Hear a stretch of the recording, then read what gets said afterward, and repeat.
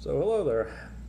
I don't normally feel compelled to make videos, but I've seen a few things poking around YouTube lately looking at videos for a little 4-day upcoming backpacking trip I want to do.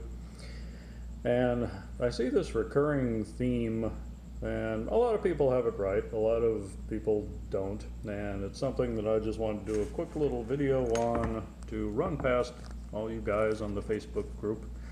Maybe I'll throw it up on YouTube too, although I will throw the disclaimer out right now. I am in no means a YouTuber or anything, so editing and things like that not gonna happen.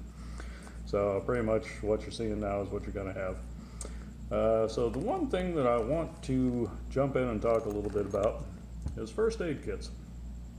Now, I keep seeing videos that I'm looking at, and people are doing videos on their pack, how they pack their equipment, how they get everything in their pack, and this is what I'm taking for a 2-day, this is what I'm taking for a 4-day, yada yada yada.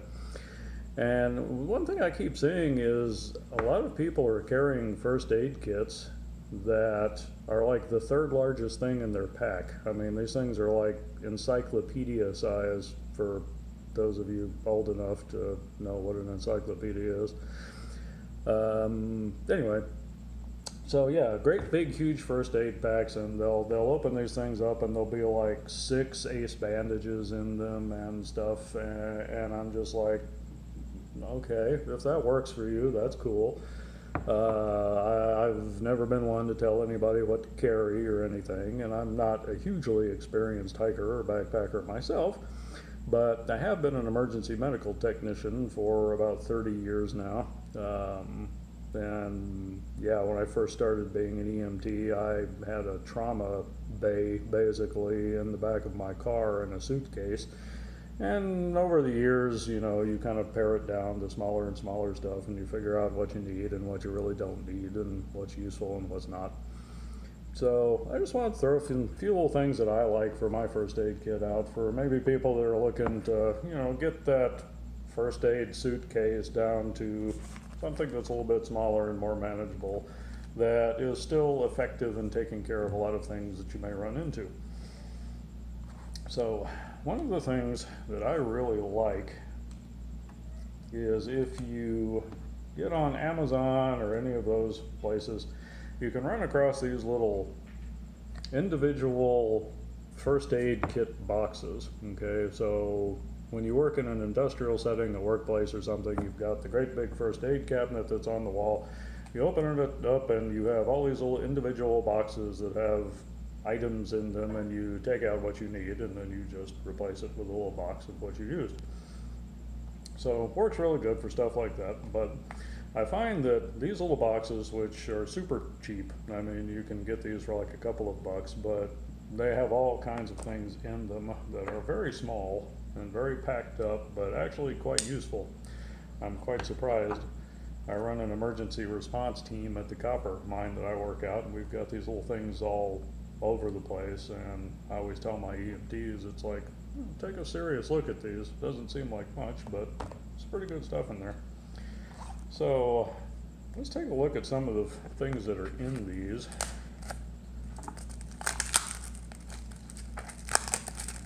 So these are 3-inch bandage compresses. So you get 2 of these in a little box, again for like a couple bucks. If you do buy these and you plan on taking the entire box with you, which you really don't have any need to, do yourself a favor, take this off before you throw it in your pack, or you will fight with this for half an hour when you get out there, and you really don't want to fight with it for half an hour. So we get these little super compressed, super vacuum packed first aid kit items that are very small, don't take up a lot of room, but actually have a lot of bang for the buck.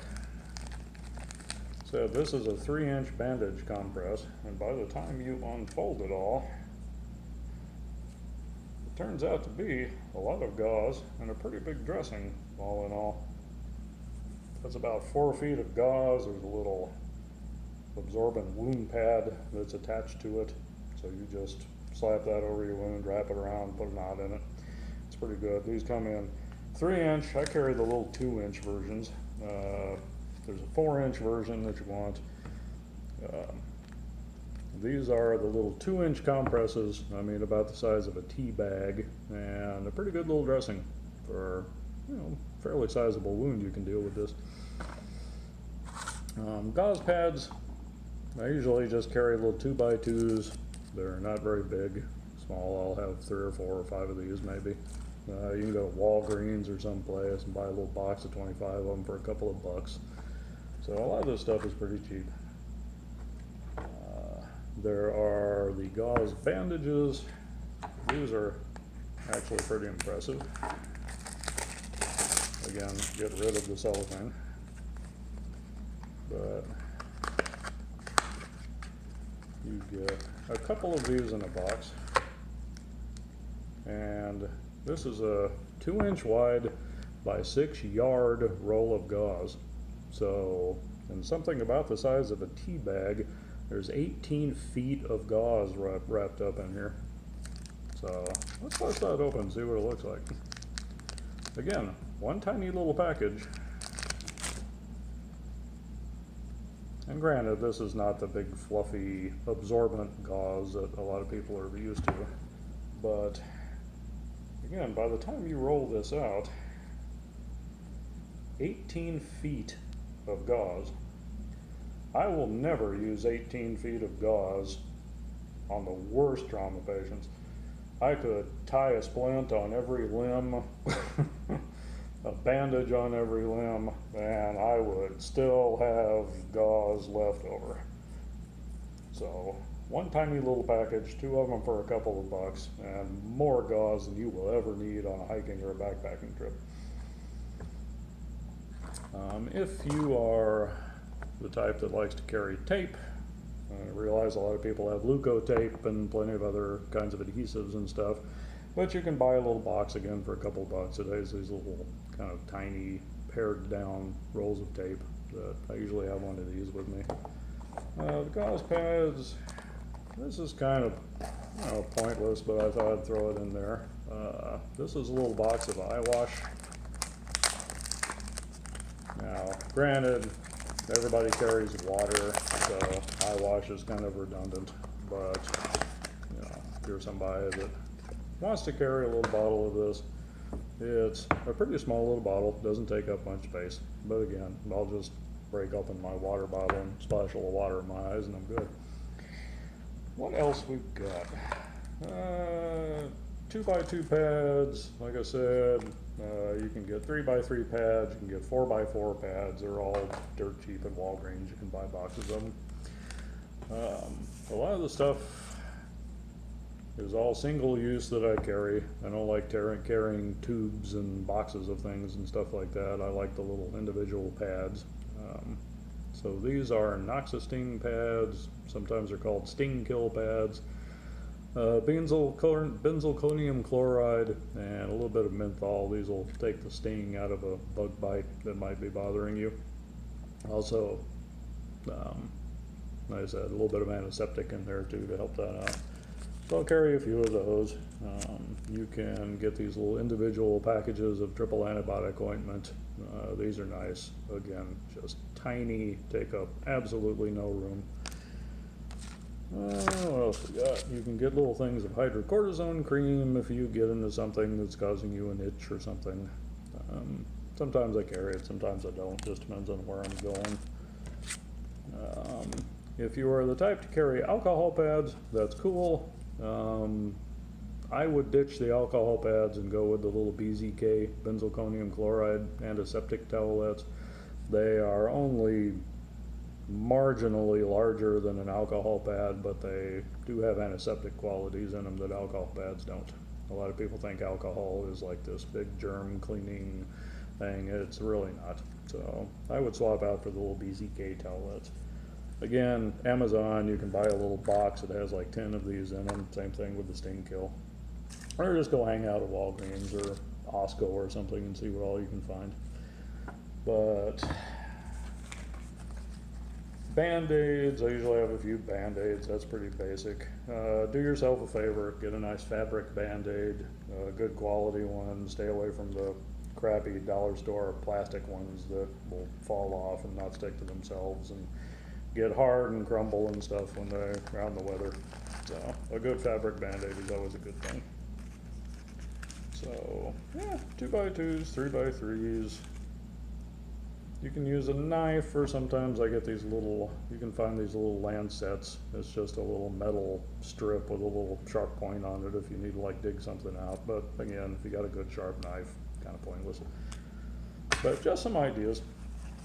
But I mean, you know, tiny little pack, not much bigger in your hand, and so I can carry a lot of stuff in this thing if you just pare it down and if it's just you. Now obviously if you're hiking, you know, with the family and you got like 5 people with you, yeah, you need something a little bit bigger. But if you're just soloing it, or there's just maybe 2 of you or something, you know, like I said, it just kind of gets me. I see these first aid packs, you know, people starting out will go down to REI and they'll grab, you know, the great big adventure kit trauma bag off of the shelf and throw that. And when I say literally, some of these videos, their first aid kit is like the 3rd largest thing in there. It's like sleeping bag, tent, first aid kit. So anyway, that's about all I've got. I know it's kind of a long-winded little video, but just some things I wanted to share. If you get them too, the little butterfly closures are not a bad idea. Those are a good thing to have. If you get a pretty good size laceration, it's just 2 little adhesive strips with a little piece in the middle, and you put one on one side and kind of pull your cut closed, and then tape it on the other side and then wrap it up. Help keep it closed a little bit. But one thing to throw out there too is I see a lot of people asking about snake bite kits. For the love of God, don't. Snake bites are really easy, especially in North America. Go to the hospital. That's all you need to know. There's nothing in North America that is going to kill you within minutes or anything. You can get bit by the biggest, nastiest rattlesnake out there. You're not going to die anytime real soon. Just, you got time, go to the hospital. Don't cut, don't suck, don't put ice on it, don't put tourniquets on it, don't get the little sawyer things and try to suck venom out. They don't work. Don't waste your time. Just go to the hospital. So yeah, that seems to be a big thing. I see a lot of videos on YouTube for things to do with snake bites, and it's like, don't do anything with the snake bite, just go to the hospital. That's it.